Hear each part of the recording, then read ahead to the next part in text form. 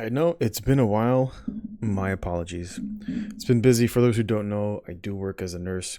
On top of that, I did previously to the pandemic, I did run a small home care company that I hopefully will end up going back to. But I do some day trading, swing trading, and as well as long term investing.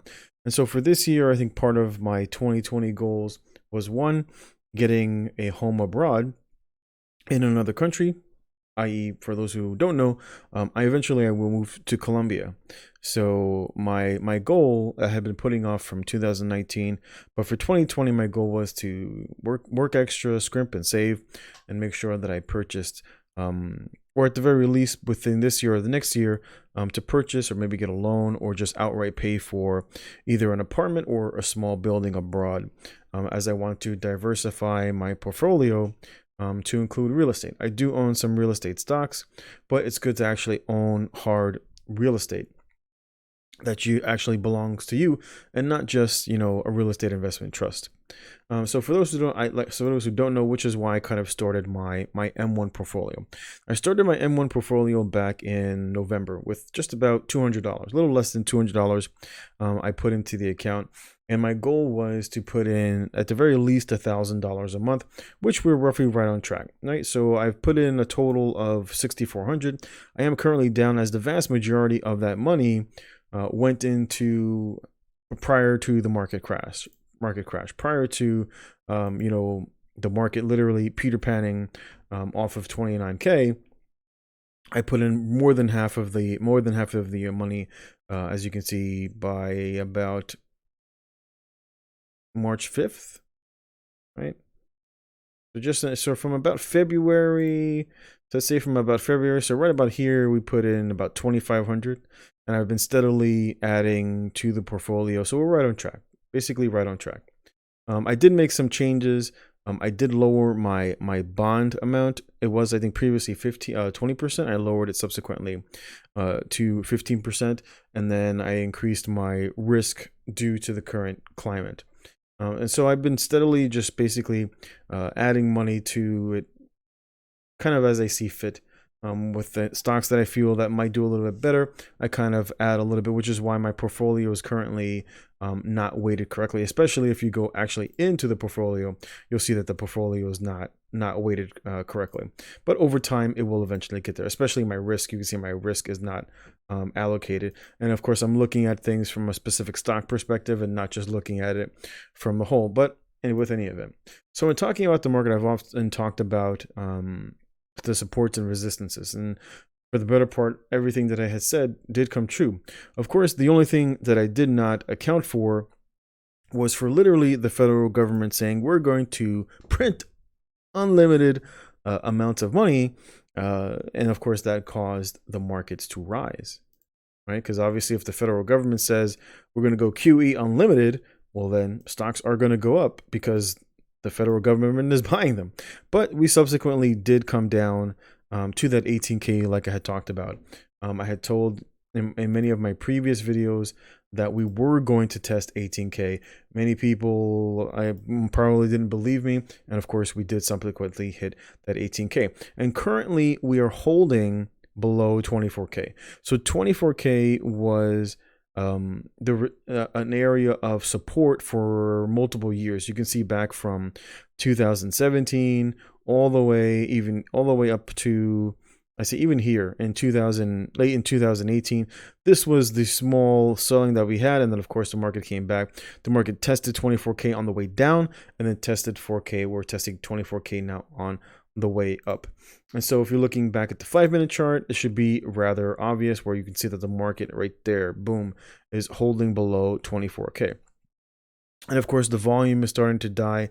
The volume did spike, of course, and that was in relation to the federal government literally saying we're going to spend trillions of dollars buying securities, buying bonds, buying junk bonds, buying mortgage-backed securities, and then even buying stocks, and then literally saying we're going to start bailing out companies. So we're no longer, I should say, we haven't been in a fair market. In a fair market, the market would have continued, to Peter Pan off the edge, until buyers stepped in and realized, okay, the market is oversold, and then buyers would have stepped in. But we're not in a fair market. We're literally in a market that socializes losses, right? So when companies lose a lot of money because they haven't been saving, or they've been doing really shady business practices, and then something happens, right? Like, for example, the coronavirus, right? And then the market Peter Pans down. Well, then these companies start crying to the government, well, you need to bail us out, right? So instead of allowing these companies to file bankruptcy, which would be better for the shareholders and be better for the employees, and in essence better for the company for the long term, because someone would step in, buy that company, trim the fat, and then bring back the company in a healthier environment. But of course, that's not happening. And of course, as an investor, there's nothing you can do about that. And it makes it very difficult as an investor, because now you have companies that are what are they referred to as zombie companies, right? You have all these companies that really don't make money, but the stock just continue to rise. But like I said, all we can do as an investor, again, because this is on the long run. So all I do is I pay attention to companies that I like, areas that I think that will do well, and I continue to add money to these companies. I do take a little bit of a risk in certain areas, like for example, in oil. I think of oil will eventually come back. Oil isn't going to go anywhere. People, even up until like right in the midst of the pandemic, people still going on cruises. I think people will eventually, especially if they come out with some sort of a remedy for the virus, Carnival Cruise will be back. People will be back on boats in the foreseeable future, right? Maybe in a year or two. So there's no reason I don't think I can allocate a little bit of money towards certain things that are a little bit more risky, but it will not be, of course, the bulk of one's portfolio. I still like food stocks and, of course, REITs. Like I said, I am into oil, things like Pfizer, Coca-Cola. So these are technically good companies that, going back into the airlines, airlines aren't going out of business. They're in a bad state now, but of course I'm allocating bits of my portfolio to that. And the only thing I can do is just literally type in the stocks, look at them, and see, is it in an area where I think the stock is going to pull back, or do I think the stock is at a good spot where it may come up, right? For example, like CCL. CCL was a nice steal. If you were paying attention to CCL down here at $8, it came up and then double bounced. You would have been sitting pretty right now, 50% up, 50% on your money. So there are bargains to be found.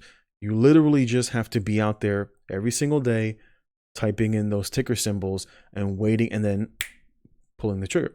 And of course, the most important, I've talked about this in other videos, the most important quality you can have as a swing trader, as a day trader, and as an investor is patience.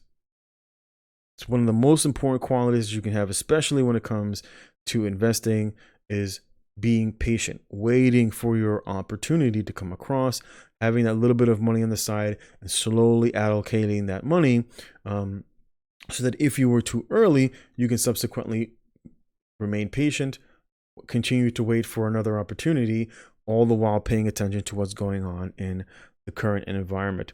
The other problem is what's going on with the coronavirus. I think when I originally made my last video, we were not at this many cases. I think we were still maybe in the hundreds of thousands, right? I think we were at like 100,000, maybe. I'd have to look back at the video. Primary problem is that we're still getting these big numbers of 25,000, 30,000 confirmed. So it shows that the virus has been here a long time. The other thing is that we're still posting, these triple digit, quadruple digit numbers every single day. Every single day, thousands are dying.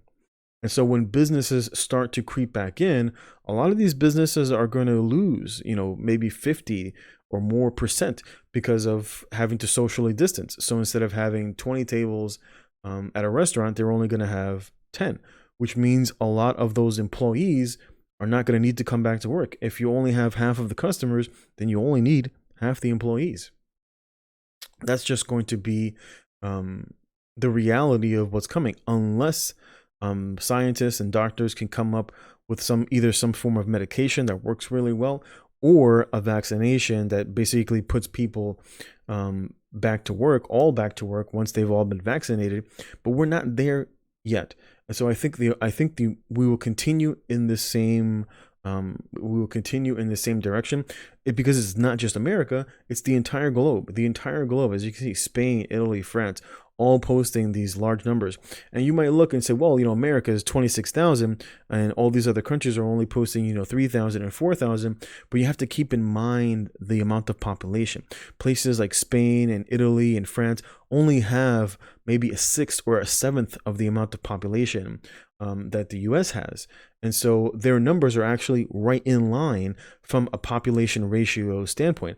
If Spain had 350 million people, they would literally be posting very similar numbers of 25,000, 30,000 plus people, or excuse me, who are confirmed every single day. That is just the reality of the times that we live in.